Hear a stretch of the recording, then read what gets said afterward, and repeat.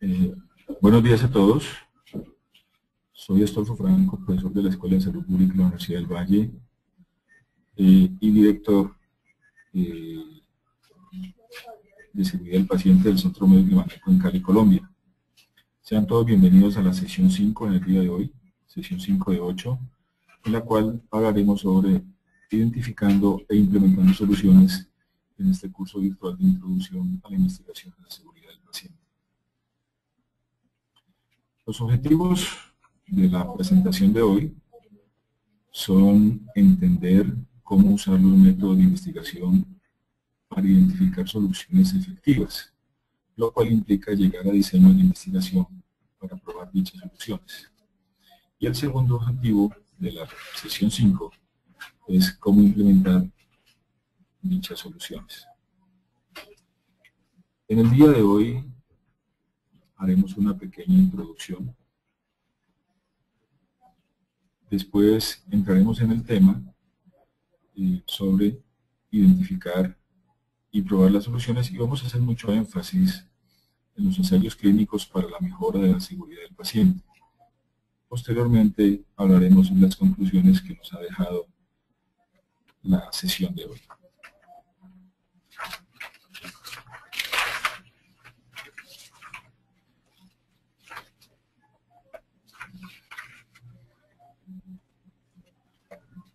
Algunas preguntas previas para explorar nuestro conocimiento en el tema que trataremos en la sesión de hoy son las que a continuación vamos a empezar a ver.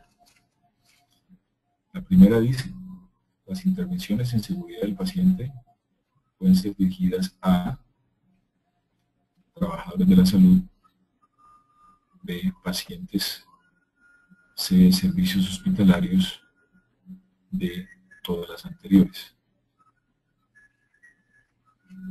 ¿Cuál de los siguientes es falso para los ensayos clínicos? A, proveen fuerte evidencia para la eficacia de las intervenciones. B, siempre se enfocan en las variables de los resultados clínicos. C, pueden controlar sesgos de confusión no medibles. D, no son siempre aceptables para los médicos. Astolfo, por favor, ¿puedes hablar un poquito más alto, más cerca del micrófono? Que se te oye un poquito bajito. Gracias. ¿Cuál de los siguientes no es un diseño de ensayo clínico? A, ensayo clínico aleatorizado doble ciego. B, observacional directo de corte transversal. C, ensayo clínico aleatorizado grupal. D, ensayo clínico abierto no ciego aleatorizado. ¿Cuál de las siguientes intervenciones de seguridad del paciente podría ser estudiada utilizando un ensayo clínico? A, nuevo régimen antibiótico para reducir infección de la herida quirúrgica. B, una intervención para entrenar equipos. C, una lista de chequeo para prevenir bacteremia asociada a catéter. D, todas las anteriores. Es más fácil implementar una intervención de seguridad si usted: A, consigue líderes hospitalarios para avalar la intervención. B, explica que la intervención es poco costosa. C, educa a los trabajadores de la salud en la intervención. D, A y C. Así que en el día de hoy, en la sesión que nos ocupa, nosotros estaremos enfocados en identificar las soluciones, ya que los diferentes pasos los hemos venido estudiando en las sesiones anteriores. En la próxima semana miraremos la sesión de cómo evaluar el impacto de dicha intervención.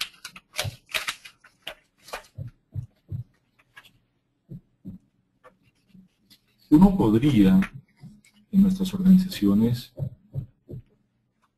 tener soluciones identificadas. Y básicamente lo que tendría que hacer es mejorar la confiabilidad de las prácticas efectivas. Pero también puede tener aún no identificada la solución. Y para ello podría diseñar diferentes tipos de investigación, como por ejemplo, implementar una intervención y evaluar los resultados antes y después. o hacer un ensayo aleatorizado doble ciego controlado, o hacer una aleatorización grupal. En el tema de mejorar la confiabilidad de las prácticas efectivas, hay prácticas que hoy nosotros conocemos como efectivas. En la pantalla ustedes pueden ver 3 ejemplos de ellas, como por ejemplo, utilizar aspirina en pacientes después de que han sufrido un infarto de miocardio. También es conocido que el inicio de antibióticos para el tratamiento de una neumonía bacteriana, tan pronto como el paciente ingresa o se hace el diagnóstico en las primeras 8 horas, ayuda grandemente a mejorar los resultados y a disminuir la mortalidad de los pacientes. Y el ejemplo más claro, conocido por todos nosotros, de una práctica efectiva, es el lavado de manos. Un adecuado lavado de manos en los 5 momentos del lavado de manos nos ayuda a evitar la diseminación de las infecciones y a disminuir la infección nosocomial. Sin embargo, a pesar de que estas prácticas son bien conocidas por todos nosotros, la adherencia a ellas es significativamente baja aún en países desarrollados. Por lo tanto, nuestro compromiso y nuestro reto es lograr que la adherencia a estas prácticas se incremente en nuestras organizaciones.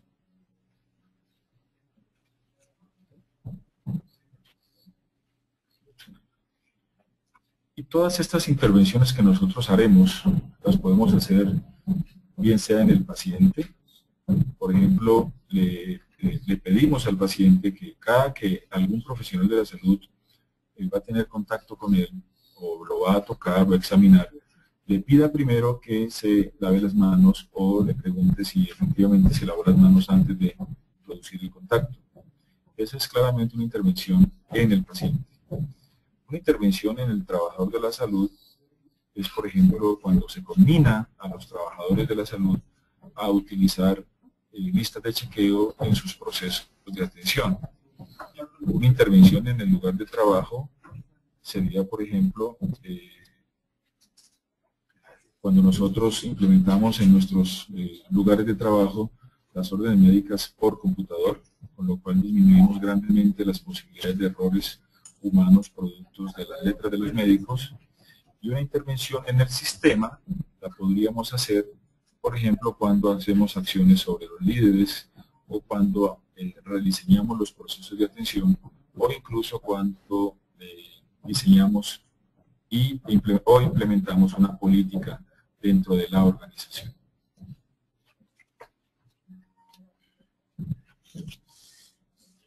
La figura que se ve en la pantalla muestra cómo es en la actualidad la jerarquía de la evidencia científica con respecto a las prácticas o tratamientos que nosotros instauramos en nuestras organizaciones, nuestros pacientes de nuestras organizaciones para efectos de mejorar la seguridad. En la base, con menor evidencia científica, se encuentran las opiniones de los expertos. Muy cerca de ellos está la serie de casos, un reporte de casos, y empezamos ya a tener cierta evidencia cuando estamos hablando del estudio de casos y controles. Los estudios de casos y controles tratan de diseños observacionales. Es un estudio que es pasivo en cuanto a la participación del investigador. Básicamente lo que se plantea es una hipótesis de estudio que se hace explícita del investigador que desea poner a prueba. Se inicia a partir de un grupo denominado casos, que está constituido por un grupo de sujetos, en este caso, o entidades o intervenciones que se caracterizan por presentar unas variables dependientes que se desean estudiar. Entre los casos, el investigador explora el antecedente de presencia o exposición en el pasado a una o más variables relacionadas con la variable dependiente objeto de estudio. Este diseño de casos y controles busca determinar la frecuencia de exposición a las variables o a la variable independientes, la que se comparará con similar frecuencia entre un grupo de individuos libres de la presencia de la variable, a los cuales denominaremos controles.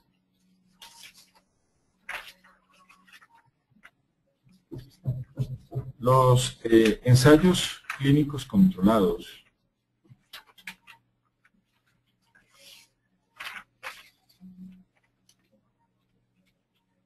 son estudios prospectivos que intentan comparar el efecto y el valor de una o más intervenciones versus un control.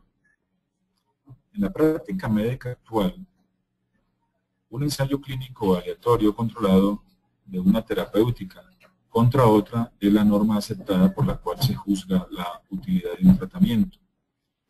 En esencia son estudios experimentales que constituyen en la investigación relacionada con la atención en salud el punto de encuentro de la epidemiología clásica y la epidemiología clínica. Los ensayos clínicos controlados, al igual que otros diseños de investigación, cuentan con ventajas y desventajas.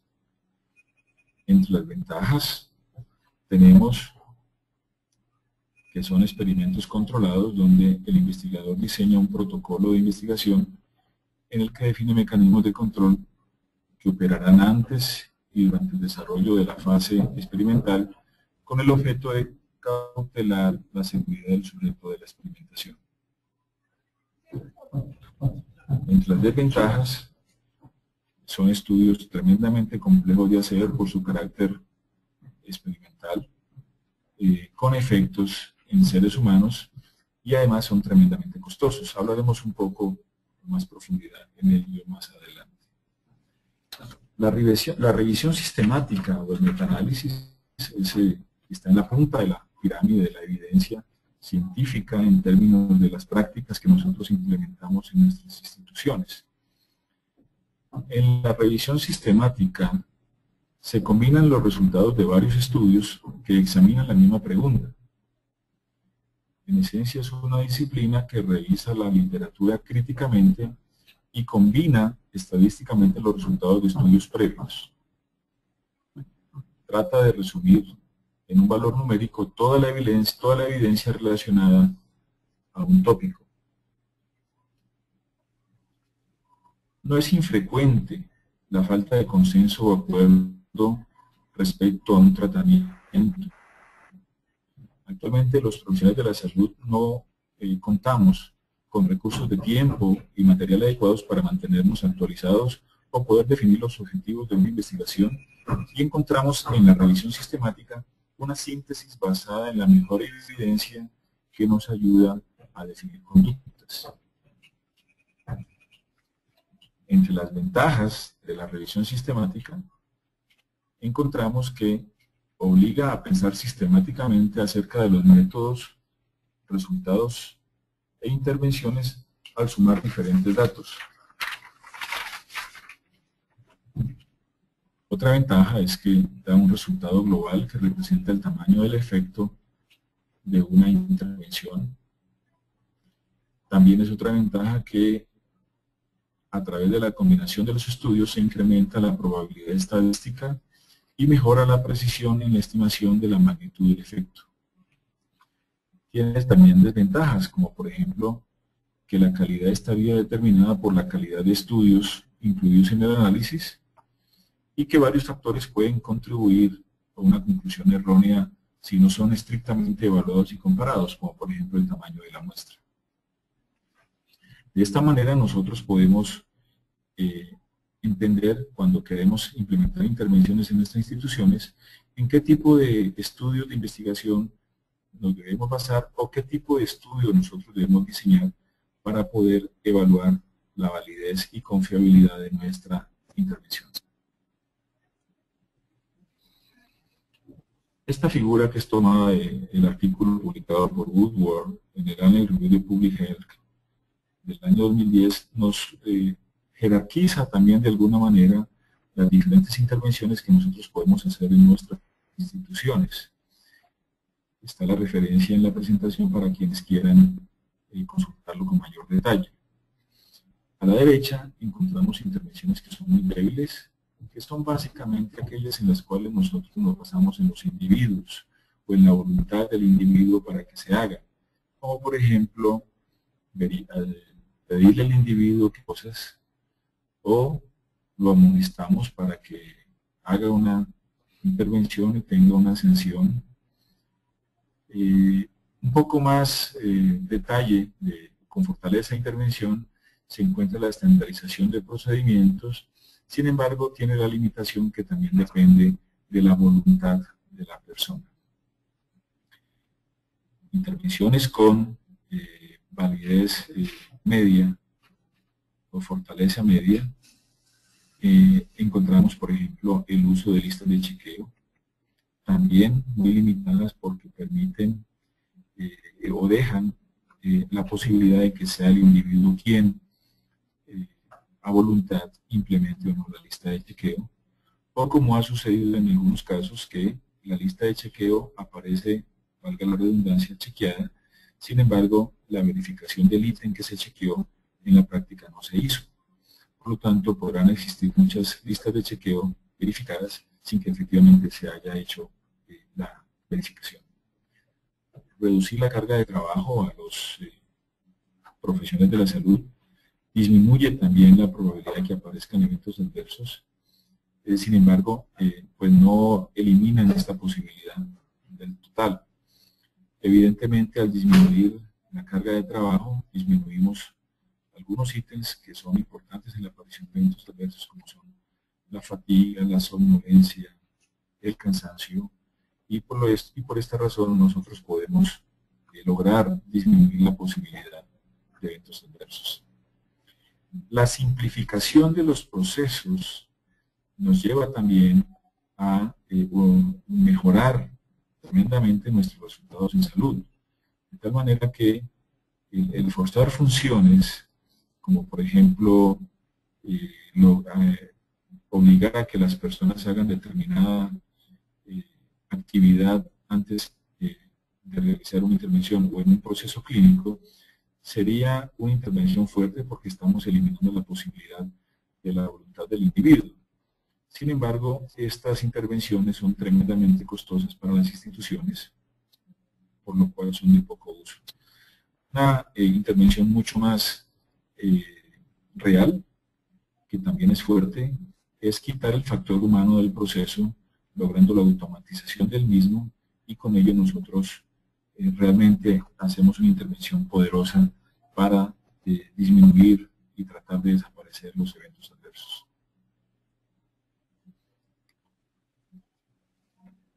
En la sesión de hoy ilustraremos todo el aprendizaje a través de la presentación de tres ejemplos de investigación que nos muestra la diapositiva. Una de ellas es mirar en detalle la investigación hecha por Rigiori. Es un ensayo clínico aleatorizado con un diseño de cohorte de 3,5 años en 850 pacientes. Hablaremos también de la investigación publicada por Nielsen. Es un ensayo clínico aleatorizado grupal, doble ciego, acerca de la capacitación estandarizada en los equipos de trabajo. Y por último nos enfocaremos en la investigación realizada por Peter Pronovost. Es una intervención prospectiva realizada en 108 unidades de cuidado intensivo en 67 hospitales de los Estados Unidos.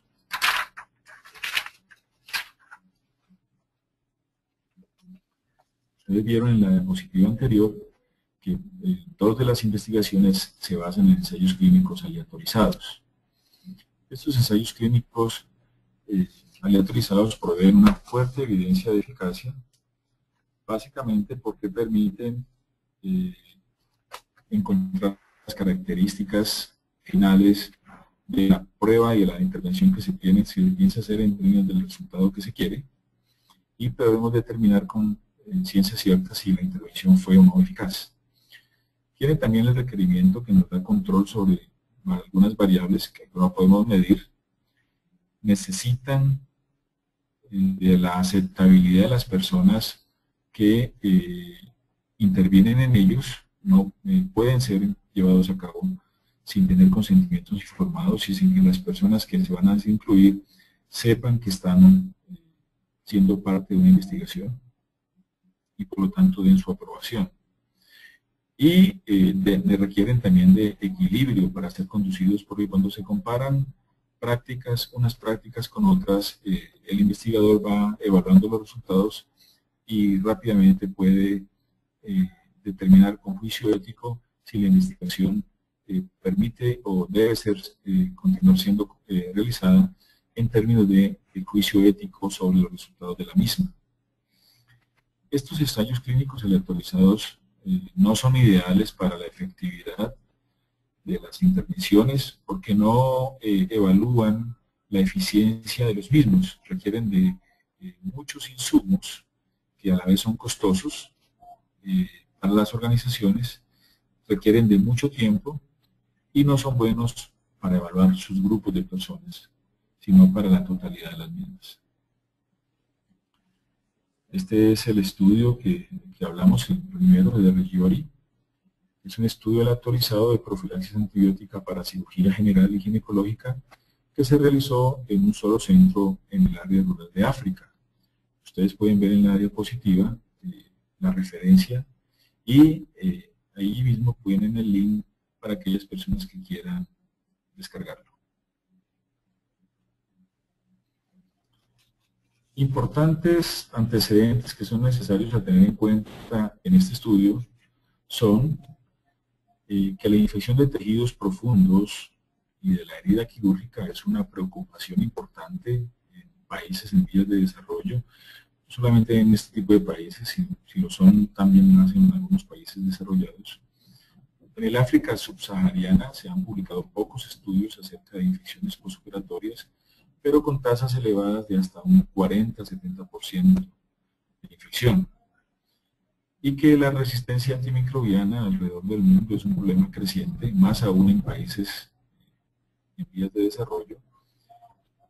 En este caso, en Uganda, la penicilina es el antibiótico más comúnmente utilizado en los hospitales, no solamente de este país, sino en aquellos de los diferentes países africanos.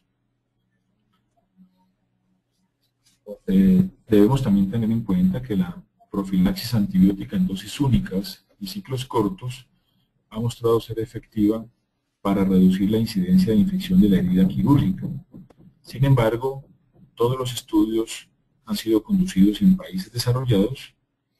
La ampicilina, que es de bajo costo y de amplio espectro, tiene vida media suficiente y alta concentración en el tejido, y el metronidazol, que también es objeto del estudio, presenta actividad anaeróbica y vida media larga, y sobre todo, el antecedente más importante es que la resistencia reportada a ambos antibióticos es rara en el África rural. Por lo tanto, este estudio fue diseñado como un ensayo clínico aleatorizado que trata básicamente de comparar la efectividad clínica de la terapia convencional con penicilina postoperatoria con la terapia profiláctica en dosis única con ampicilina para los pacientes con reniorrafia y el embarazo ectópico, y con dosis única de ampicilina más metronidazol para los pacientes que fueron llevados a histerectomía y cesárea.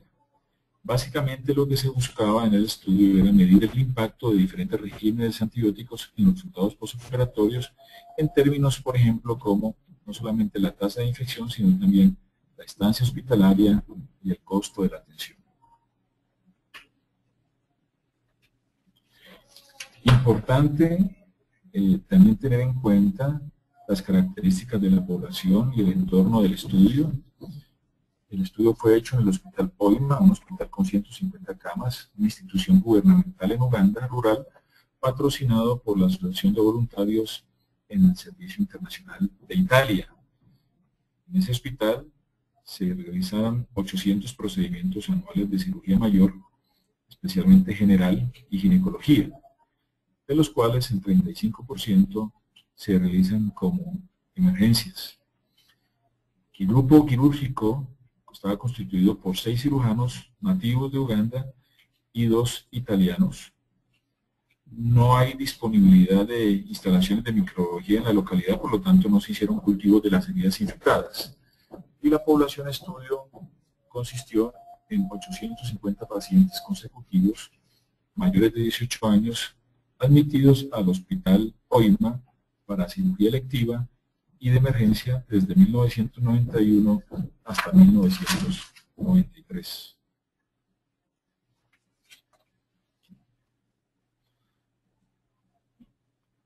A todos los pacientes se les fue obtenido el consentimiento informado y los pacientes fueron divididos en dos grupos según la condición quirúrgica. El grupo 1 constó de 479 pacientes, de los cuales 229 tuvieron angiografía, 61 fueron electivos y 68 fueron llevados a cirugía de urgencia, sin resección intestinal o necrosis de tejidos blandos, y 250 con cirugía de embarazo ectópico, todos estos urgentes. El grupo 2 constó de 371 pacientes, de los cuales 177 fueron llevados a histerectomía abdominal, todas selectivas, 95 por cáncer de cervix y 82 por miomas, y 194 cesáreas, de las cuales 116 fueron realizadas de urgencia y 78 fueron realizadas de manera electiva. Posteriormente, los pacientes fueron incluidos aleatoriamente en uno de los dos regímenes de tratamiento que mencionamos anteriormente. El grupo 1 recibió una dosis única de 2 gramos endovenosos de ampicilina en la inducción anestésica versus un tratamiento postoperatorio estándar con ampicilina procaína intramuscular, 1 o 2 megaunidades diariamente por 7 días, iniciando 3 horas después de la cirugía. El grupo 2, 192 fueron aleatorizados para recibir una dosis única de ampicilina, 3 gramos intravenosa, más metronidazol 500 miligramos en la inducción, versus 179 que recibieron penicilina benzatínica, 1 megaunidad intravenosa cada 6 horas por un día, con posterior aplicación de penicilina procaínica, 1 a 2 megaunidades diariamente por 6 días. Importante tener en cuenta en este estudio que no hubo diferencias significativas entre los grupos estudiados con respecto a su estado nutricional, la preparación preoperatoria, la administración de la anestesia, la desinfección de la piel, la terapia con líquidos endovenosos, la colocación de sonda vesical, la concentración de hemoglobina y el uso de sangre y hemocomponentes en el caso de los pacientes con cesárea. Después de la cirugía, cada paciente fue evaluado por los supervisores, informados del tipo de profilaxis utilizada en cada caso. Se hizo seguimiento por 2 semanas después del egreso. La infección fue clasificada de acuerdo a la clasificación de CARS de infección del sitio operatorio, que nos dice que la grado 1 es una infección superficial donde hay básicamente celulitis más mínima pus. El grado 2, infección profunda donde hay celulitis y pus moderada. Y el grado 3, hay infección de toda la herida quirúrgica con o sin dehiscencia. La peritonitis fue evaluada a través de los signos clínicos y los síntomas evidentes y se recolectaron datos de duración de la estancia hospitalaria y el resultado postoperatorio en referencia a los costos, no solo de ambos regímenes de antibióticos, sino también del costo en el cual se incurrió por el incremento de la estancia hospitalaria.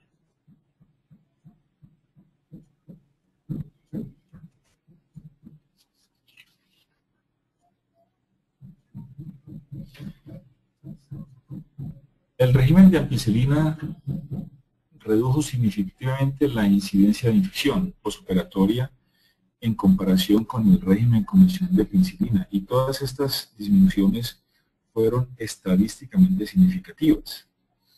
La infección postoperatoria disminuyó de 7.5% a 0 en el reparo de las hernias, de 10.7 a 2.4 en cirugía de embarazo ectópico, de 20% a 3.4 en histerectomía y de 38.2 a 15.2 en cesárea.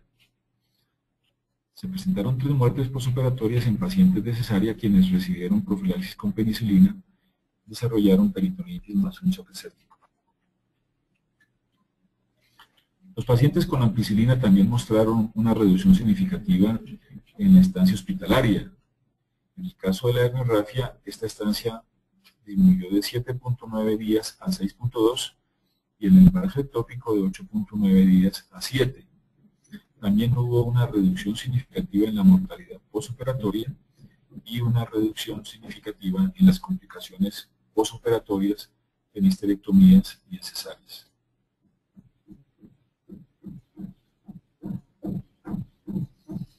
En el análisis de costo, en 1992 el costo corriente de un día de admisión en el hospital Oima era de $3, incluyendo el costo de personal, medicamentos, insumos, suministros y las utilidades. Los ahorros con el nuevo régimen profiláctico, el régimen de ampicilina metronidazol fue más económico que el de penicilina y la duración de la estancia fue más corta para ambos grupos que estaban recibiendo ampicilina, por lo tanto hubo una disminución significativa en el costo. Como conclusiones principales, referencia a este estudio, podemos encontrar o podemos concluir que las tasas de infección postoperatoria en países en vía de desarrollo son frecuentemente subestimadas, no son documentadas. Las tasas elevadas de infección postoperatoria pueden ser reducidas significativamente, aún en entornos con restricción de recursos. La profilaxis antibiótica con ampicilina es efectiva en la reducción de la tasa de morbilidad postoperatoria en cirugías generales limpias y en procedimientos ginecológicos, y la profilaxis con dosis única de ampicilina, aunque es raramente usada en países en desarrollo, es más costo efectiva que el tratamiento convencional con penicilina. El estudio duró 3 años y medio. El costo fue conducido principalmente con el presupuesto del hospital. Se gastaron $500 en medicamentos adicionales e incentivos para pacientes. Se requirió pericia y experiencia clínica del personal del hospital y un miembro del equipo del estudio era experto en estadística. Evidentemente el estudio tuvo la aprobación ética de las autoridades del hospital y, como ya lo mencionamos, el consentimiento de los pacientes. Este estudio hecho en un país del África rural nos deja una lección muy importante aprendida, y es que la investigación es factible y aplicable aún en países con pocos recursos. Es aplicable en todas partes porque es muy simple y el resultado asimismo simplifica la atención al paciente. Y algo muy importante que yo quiero resaltar es que no fueron necesarias ni tecnología ni herramientas sofisticadas para desarrollar este estudio.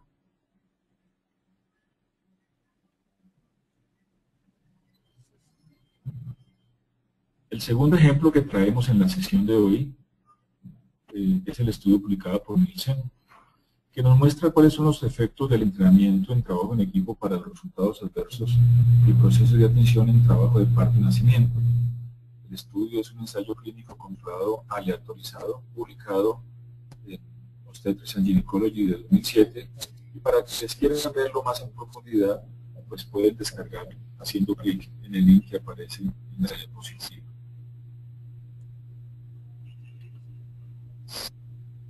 En el diseño del estudio se trata de un ensayo clínico aleatorizado grupal que se hizo en 2 grupos, en 7 intervenciones y 8 de control.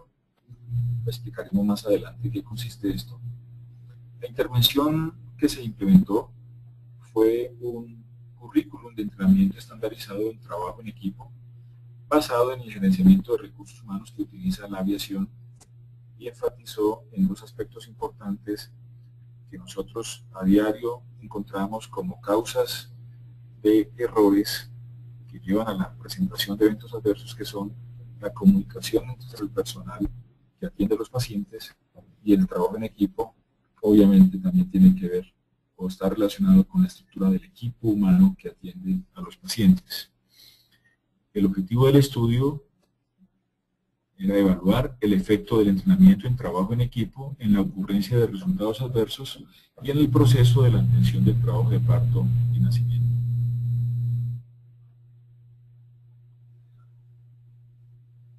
Para hablar un poco sobre los antecedentes del gerenciamiento de recursos humanos, debemos decir que esta técnica fue desarrollada en los 80s por el Departamento de Defensa de los Estados Unidos, buscando mejorar la seguridad de las operaciones aéreas, inicialmente las operaciones militares,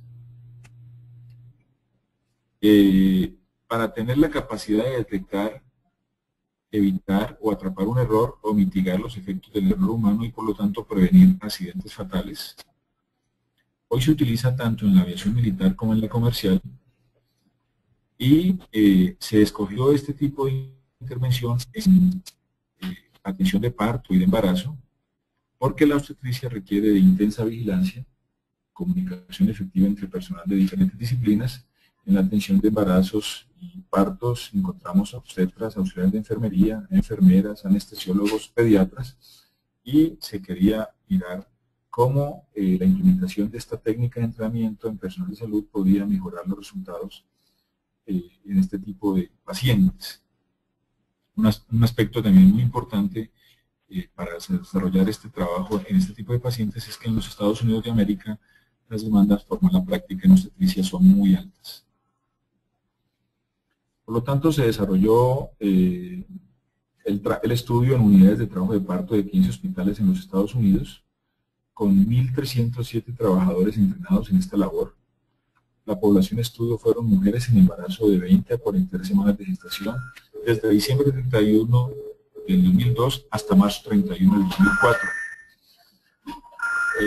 Se presentaron 28.536 partos analizados en los hospitales incluidos, y se completó la recolección de datos para el 94.4% de los partos en hospitales del grupo control y 95.9% de los partos en hospitales del grupo de casos.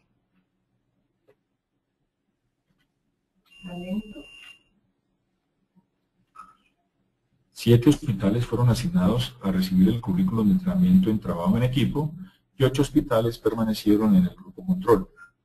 Los hospitales de ambos grupos permanecieron en condiciones similares en el tipo de atención brindada y presupuesto. El ensayo no fue ciego porque personal en cada grupo era consciente de su labor asignada tanto para el grupo control como para el grupo de casos.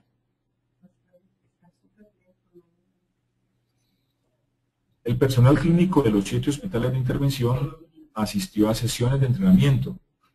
Este consistió en un curso de coordinación basado en manejo de recursos en equipo y en el uso de un currículum utilizado para unidades de emergencias en el Departamento de Ginecobstetricia durante 3 días de lecciones didácticas, escenarios de video y entrenamiento interactivo en diferentes aspectos de la atención, como eran la estructura del equipo, los procesos, la planeación y la solución de problemas, el manejo de la sobrecarga de trabajo, la comunicación y las estrategias de resolución de conflictos.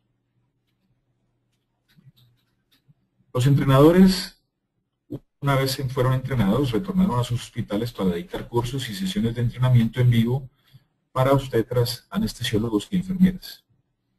Y se estructuró cada unidad en equipos de trabajo y equipos de coordinación. En cada hospital existía un equipo multidisciplinario de contingencia, compuesto por médicos experimentados y enfermeras entrenadas para responder de una manera coordinada a las emergencias obstétricas. La línea de base fue 2 meses antes del entrenamiento del trabajo en equipo y posimplementación 5 meses después de que el currículum de trabajo fue adoptado. El entrenamiento del personal ocurrió después de que los datos del periodo línea de base fueron recolectados. La recolección de datos se hizo durante e inmediatamente después del parto, bajo la supervisión de coordinadores entrenados centralmente. El índice de resultados adversos se desarrolló para capturar la proporción de los partos con al menos un evento adverso y para servir como la variable de respuesta primaria. Los eventos adversos que se tenían en cuenta en estos hospitales, en ambos grupos, fueron muerte materna, ruptura uterina, que se presentara un ingreso no planeado a la UCI, que se presentara un retorno no planeado a la unidad de trabajo de parto o a quirófano, aquellos relacionados con la transfusión sanguínea, que se presentara un desgarro perineal grado 3 o 4 en parto vaginal. Está señalizado en rojo porque esos fueron los que se presentaron. Que se presentara muerte intraparto de feto mayor de 500 gramos a las 24 semanas. Que se presentara una muerte neonatal de recién nacidos mayores de 2.500 gramos dentro de los 7 días posparto. Que se presentara trauma neonatal al nacimiento, identificada por una parálisis de ER o cefalohematomas por forceps en un feto de al menos 20 semanas. Que se presentara admisión no planeada a la unidad de neonatos dentro de las 24 horas del nacimiento de un recién nacido menor de 2.500 gramos y 37 semanas, o que se presentara APGAR menor de 7 a los 5 minutos con un peso al nacer de más de 2.500 gramos.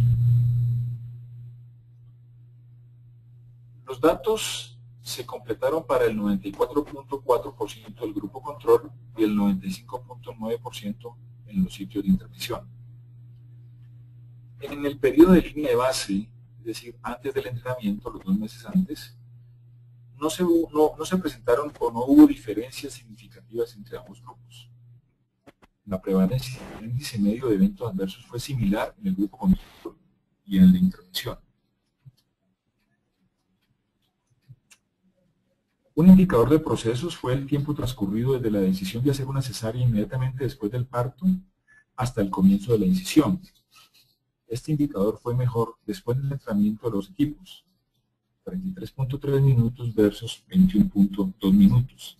Es decir, el entrenamiento sirvió para que quienes toman la decisión de llevar la paciente a cesárea, la decisión fuera mucho más oportuna, con lo cual se incrementaba la seguridad del binomio madre-hijo.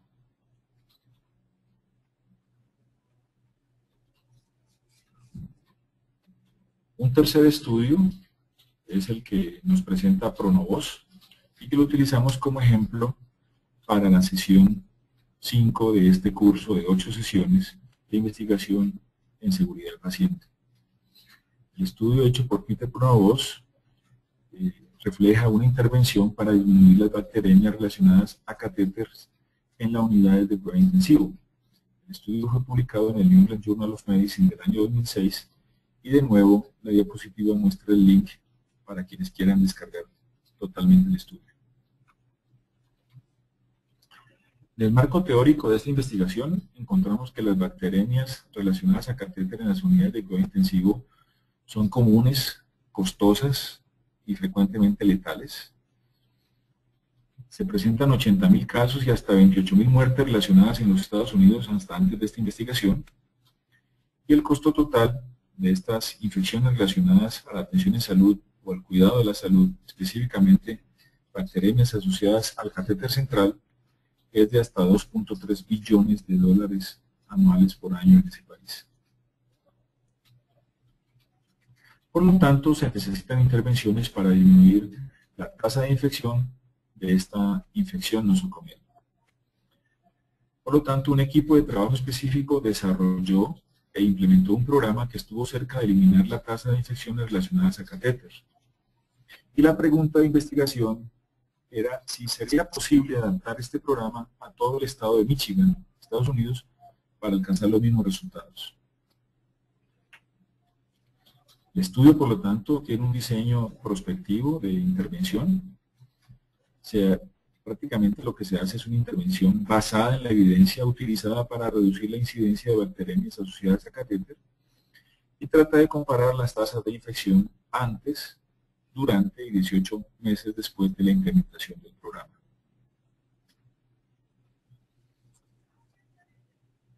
La hipótesis primaria del estudio fue que la tasa de la bacteremia asociada a catéter sería disminuida durante los primeros 3 meses después de implementar la intervención estudio en comparación con la línea de base, y esto sería de manera sostenida. La población estudio, como lo dijimos anteriormente, eran todos los hospitales de Michigan, Estados Unidos, con adultos hospitalizados en una unidad de cuidado intensivo. Para ese efecto se tomaron 108 unidades de cuidado intensivo en 67 hospitales, que representaron el 85% de todas las unidades de cuidado intensivo en Michigan. Los tipos de unidades de cuidado intensivo incluidas fueron de todo tipo: médicas, quirúrgicas, coronarias, neurológicas, de trauma e incluso una unidad pediátrica.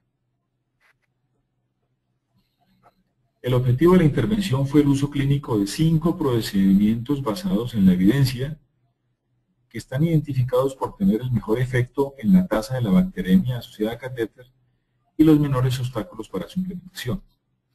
Estos 5 procedimientos son el lavado de manos, las precauciones de barrera completa durante la inserción del catéter, la limpieza de la piel con clorhexidina, evitar en lo posible los catéteres femorales y remover siempre aquellos catéteres que ya se consideraban innecesarios. Estas UCIs también implementaron el uso de hojas de metas a cumplir diariamente para mejorar la comunicación entre los médicos de la unidad, una intervención para reducir la incidencia de la neumonía asociada al ventilador y un programa de seguridad para cada unidad con el fin de mejorar la comprensión de la cultura de seguridad.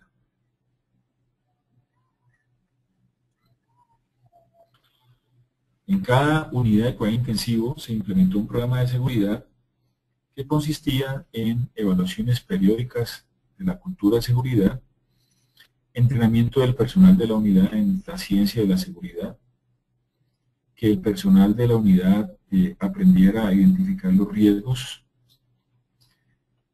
Todo este programa fue en asocio con los ejecutivos del hospital, buscando aprender de los errores y aplicar herramientas para mejorar los resultados y posteriormente nuevamente reevaluar la cultura de seguridad. El resultado clave es que tanto la media como la mediana de las infecciones relacionadas a catéter por cada 1000 días con catéter disminuyeron significativamente. La mediana disminuyó de 2.7 como línea de base a 0 a los 3 meses de intervención. Y la media disminuyó de 7.7 como línea de base a 1.4, incluso a los 18 meses de haberse realizado la intervención. Con lo cual se entiende que estas intervenciones pueden tener resultados sostenidos en el tiempo.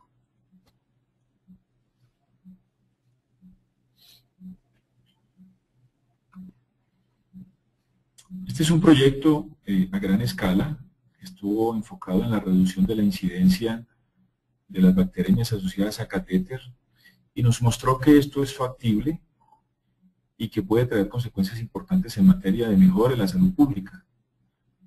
Hoy día ya sabemos y vemos en la literatura que en países desarrollados, Escocia, Reino Unido, muchos hospitales de estos países prácticamente pasan, diríamos que años, sin que se presente una bacteremia asociada al uso de catéter en las unidades de cuidado intensivo. Las intervenciones basadas en la evidencia resultaron en una reducción significativa y sostenida de hasta un 66% en la bacteremia asociada a catéter. Y como lo dijimos anteriormente, se mantuvo esta reducción durante todo el periodo de 18 meses. Llevando esta evidencia a la práctica y queriendo desarrollar la intervención y la evaluación de esa intervención, necesariamente debemos entender la evidencia y convertirla en listas de chequeo, entender los obstáculos presentes para implementar la evidencia, entender que necesitamos desarrollar medidas para evaluar si realmente la seguridad mejoró con la implementación de la intervención, y necesitamos desarrollar pruebas pilotos de las intervenciones, evaluarlas y evaluar las herramientas individualmente en cada hospital para entender mejor la situación.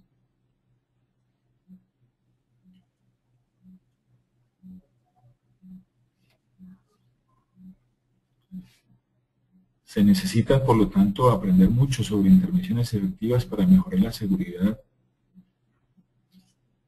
Entendemos que la identificación de intervenciones efectivas requiere de conducción de estudios bien diseñados. Los ensayos clínicos aleatorizados nos dan para ello la mejor evidencia.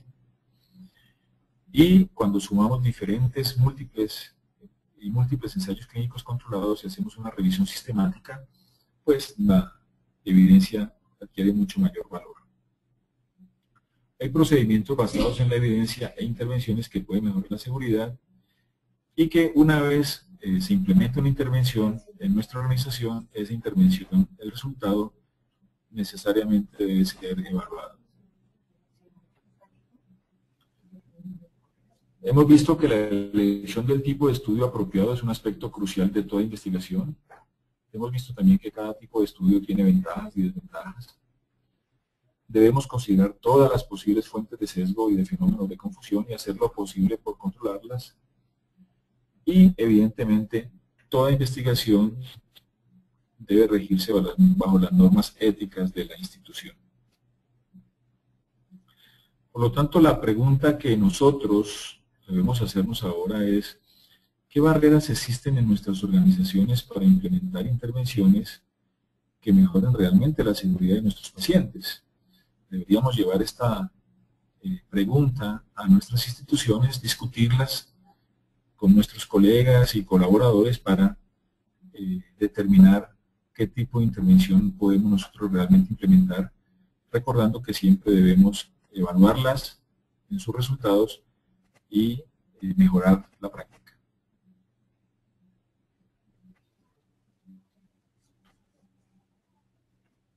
Encontramos ahora las respuestas a las preguntas iniciales que nos hicimos como un pretest.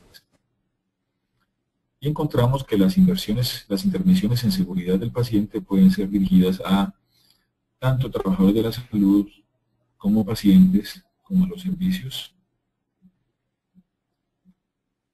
La respuesta sobre cuál de los siguientes es falso para los ensayos clínicos es que siempre se enfocan en las variables de los resultados.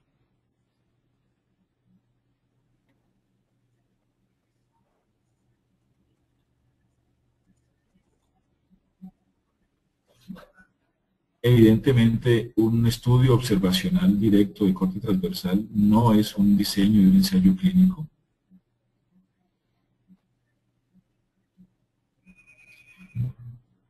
Y tanto un nuevo régimen antibiótico para reducir una infección de sitio operatorio, como una intervención para entrenar equipos, como una lista de chequeo para prevenir bacteremia asociada a catéter, pueden ser estudios desarrollando un ensayo clínico. Y es mucho más fácil implementar una intervención de seguridad si tenemos líderes hospitalarios para avalar la intervención y educamos a los trabajadores de la salud en la intervención.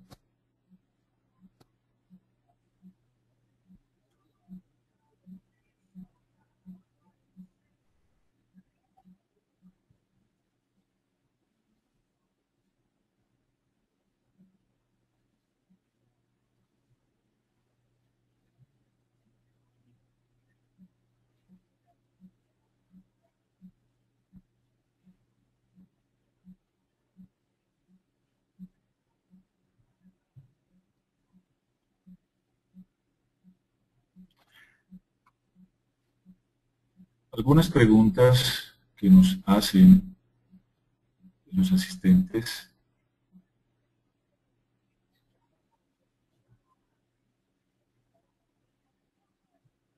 Algunas preguntas que nos hacen los asistentes y de las cuales pues vamos a tratar de contestar las que más podamos. ¿Qué tipo de estudio es el más idóneo para estudios de atención farmacéutica, específicamente en la dosificación y entrega de medicamentos? La pregunta elabora dos cuestionamientos diferentes en términos de que un aspecto de la medicación está relacionado con el acto médico, como es la dosificación, y otro está relacionado con un proceso, como es la entrega del medicamento. En evaluaciones clínicas, el estudio más idóneo es el estudio del ensayo clínico aleatorizado. Y como lo acabamos de ver, y para la entrega de medicamentos se puede implementar una intervención que podríamos nosotros evaluar posteriormente en términos de asegurar a través de listas de chequeo que se verifiquen efectivamente que la entrega de medicamentos suceda correctamente. Quiero agradecerles a todos ustedes por su atención y nos veremos para la sesión 6, o nos escucharemos para la sesión 6 la próxima semana a la misma hora en sus países. Muchas gracias.